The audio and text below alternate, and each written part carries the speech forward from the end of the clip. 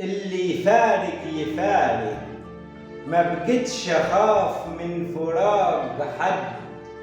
كل اللي فارق كان حيطة مايلة، وكان لازم في يوم تتهد.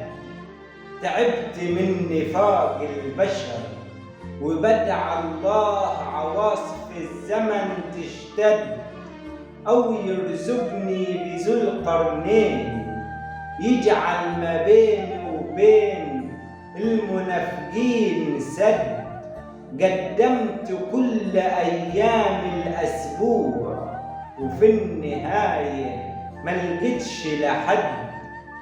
فكفاية انفاق، مش عاوز حد معايا غير اللي بيحبوني بجد.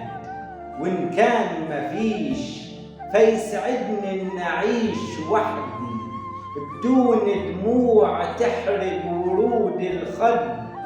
زمان قالوا افرح باللي يبكيك ويبكي عليك، وما تفرحش باللي يضحكك ويضحك الناس عليك.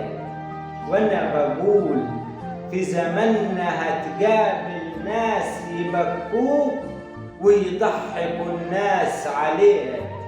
تقدم ليهم الخير بسنان الشر يعضوا ايديك، في وقت مصلحتهم يقولوا لك شبيك لبيك، وفي وقت الشدة ما تلاقي غير الخذلان حواليك. وانا شفت من ده كتير، مواقف صعبة كتيرة ما تتعد، وكتر اللي شفته قواني وخلاني ما بقتش اخاف من فراق حد. كل اللي فارق كان حيطة مايلة،